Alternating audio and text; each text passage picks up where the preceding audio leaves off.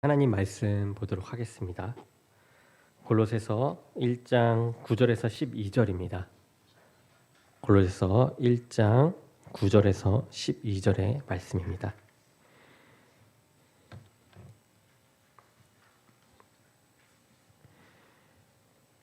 우리 한 절씩 교독하도록 하겠습니다.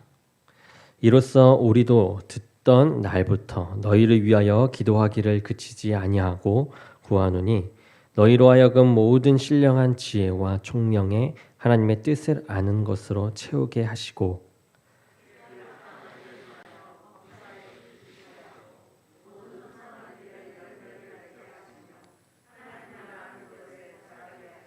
그의 영광의 힘을 따라 모든 능력으로 능하게 하시며 기쁨으로 모든 견딤과 오래 참음에 이르게 하시고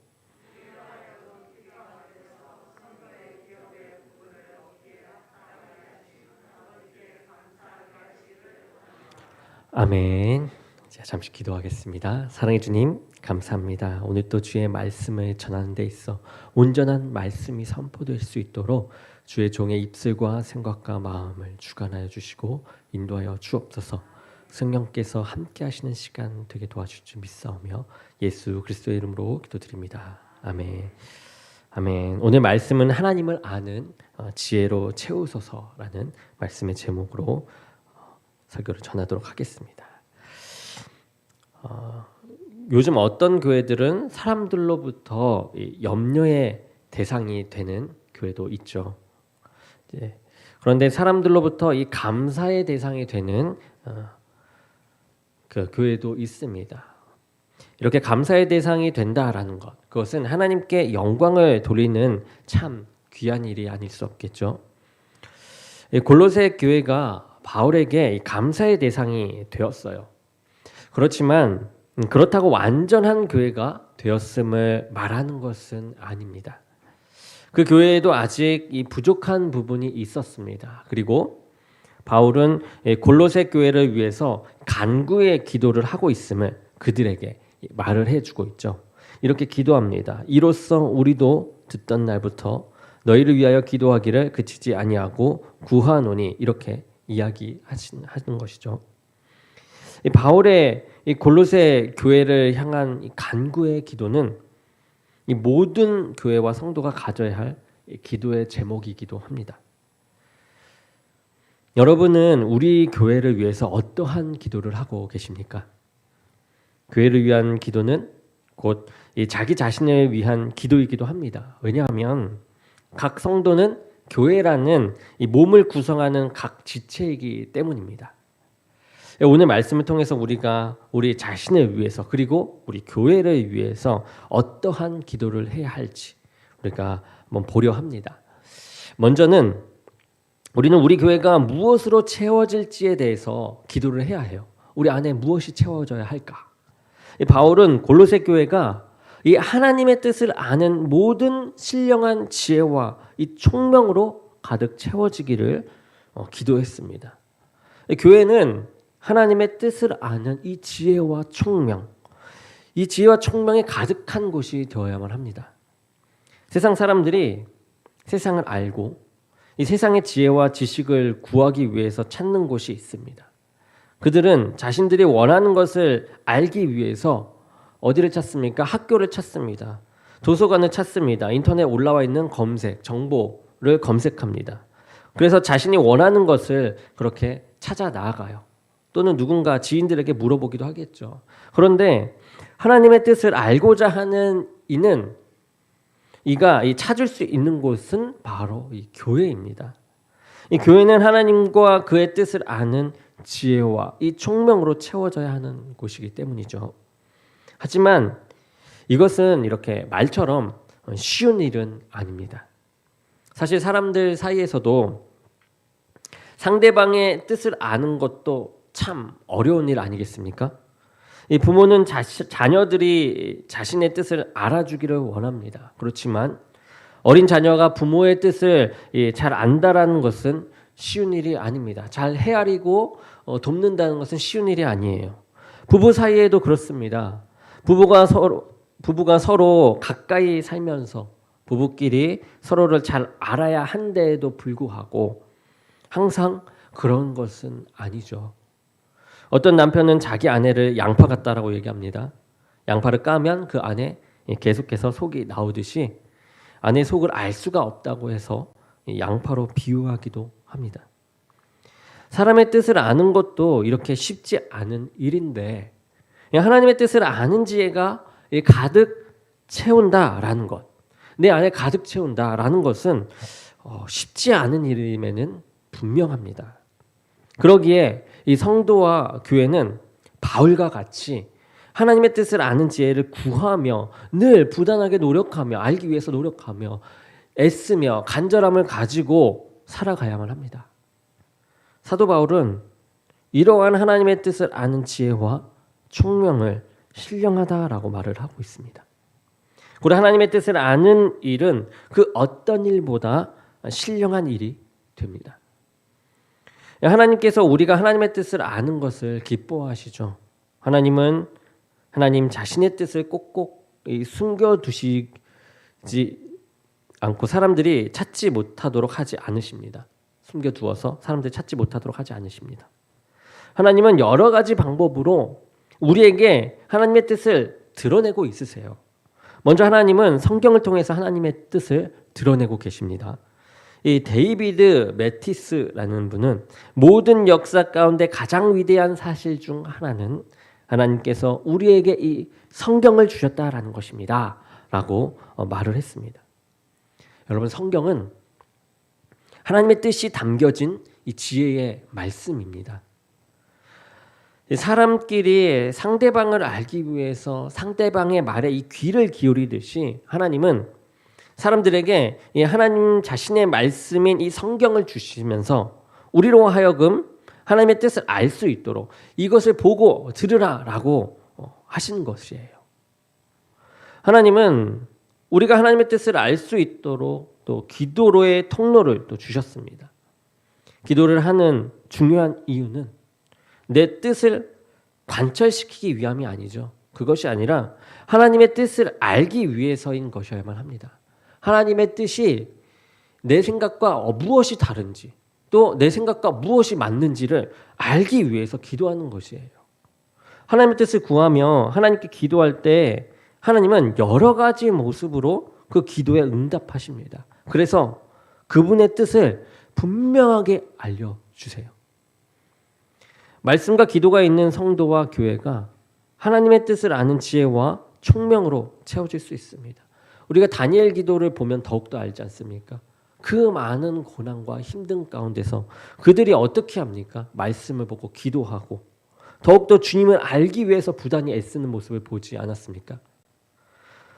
그 가운데서 하나님께서 하나하나 알려주시고 깨닫게 하시고 주님을 더 붙들게 하시는 것입니다.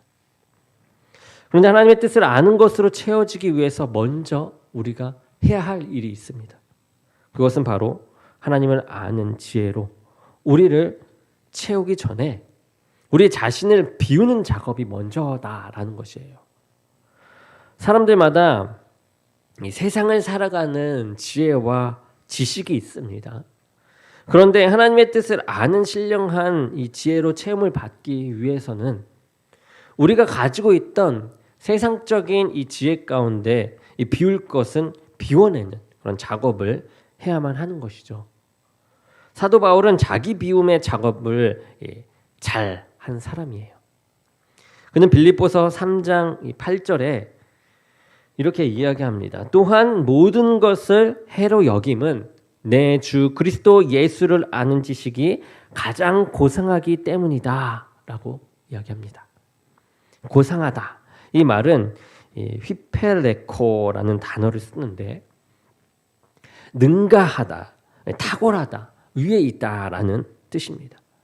이 바울은 세상적인 학문과 경험이 많은 사람이었어요.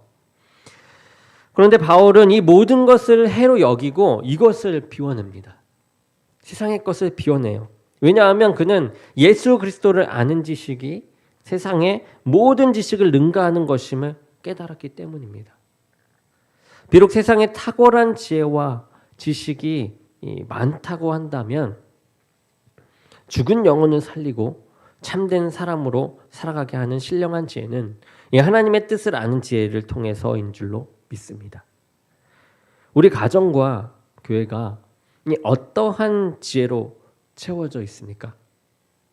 하나님을 믿는 성도는 이 하나님의 뜻을 아는 지혜와 이 명철이 이 세상의 어떤 것보다 고상하고 또 탁월한 것인 줄 깨달아야만 합니다. 그리고 하나님의 뜻에 관심을 두면서 이를 알기 위해서 힘쓰는 자가 되어야만 합니다. 그때서야 비로소 하나님의 그 뜻이 내 안에 가득할 때 나타나는 그 역사, 그 기쁨을 우리가 누릴 수 있습니다. 두 번째로는 바울이 이 또 골로새 교회를 위해서 기도하는 것이 있습니다. 그것은 주께 이 합당하게 행하는 것에 관한 것이었어요. 합당하게 행하는 것. 이 지혜로운 사람들은 내가 대하는 상대방이 누군가에 따라서 이에 맞게끔 합당하게 행하는 사람입니다. 맞게끔 대처를 한다라는 것이죠. 학생을 대할 때와 스승을 대할 때가 달라요.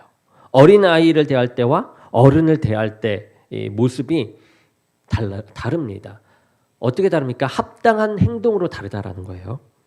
그런데 하나님을 대할 때에도 하나님께 합당한 행함이 있는 것이 있다라는 겁니다. 바울은 범사에 하나님을 기쁘시게 하고 모든 일에 선한 열매를 맺는 것이 하나님께 합당하게 행하는 것이라고 말을 합니다.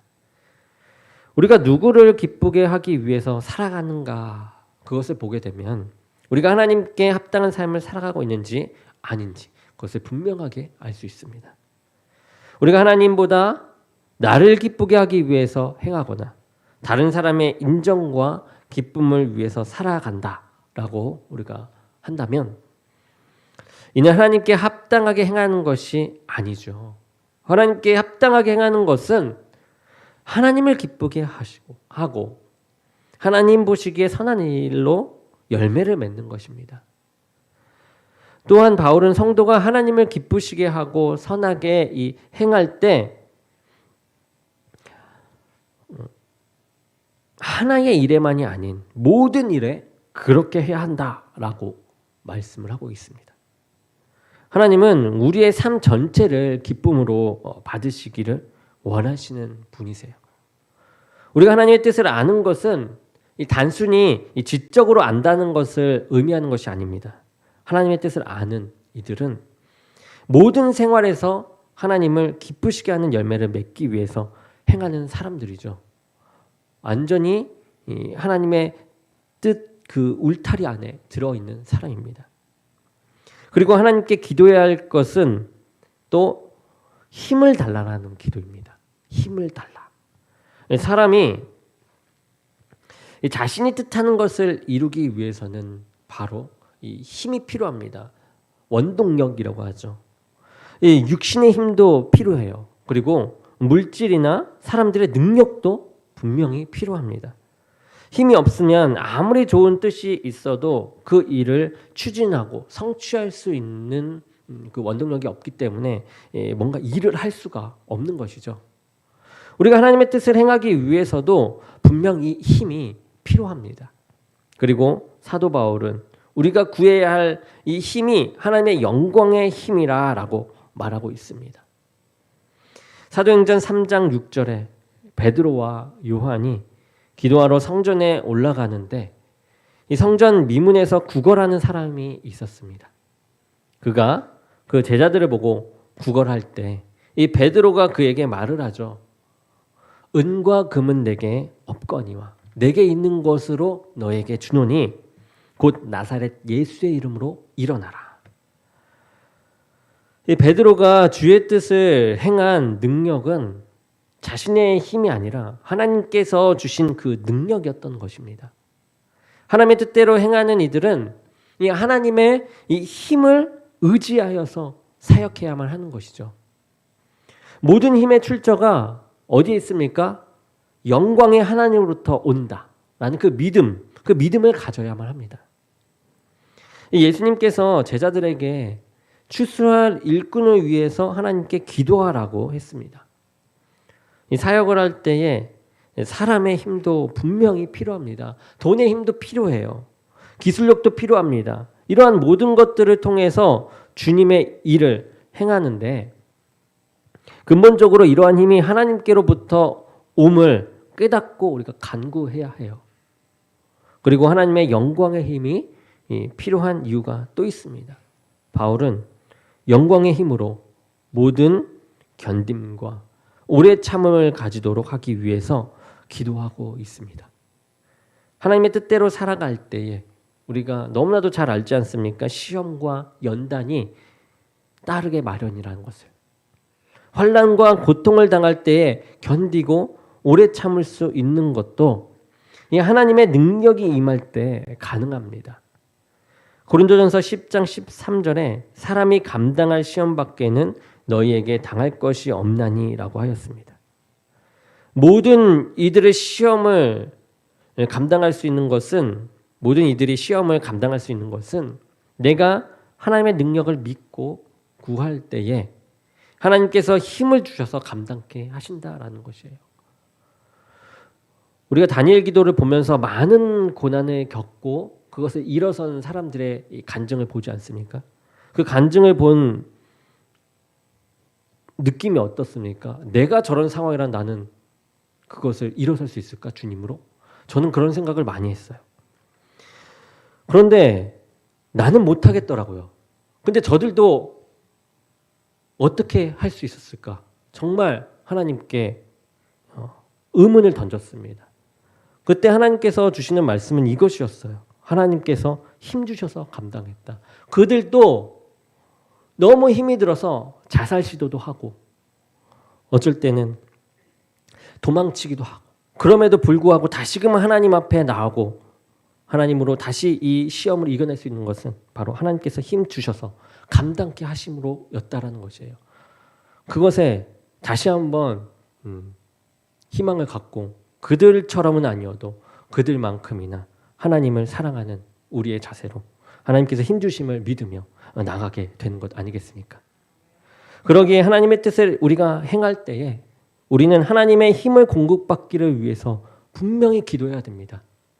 그리고 하나님이 주시는 힘을 의지하고 또 구함으로 살아갈 때에 내 힘으로 했다라고 교만해지지 않고 하나님께 영광 돌리는 삶을 살아가는 우리가 되기를 원합니다. 그리고 바울은 골로새 교회가 하나님 아버지께 감사하게 하시기를 기도하고 있습니다. 하나님 아버지께 이제 감사하는 그 마음을 갖기를 기도하는 것이에요. 성도의 삶은 이렇게 감사하는 삶입니다. 그 감사는 하나님의 은혜를 깨달을 때에 가능한 것이죠.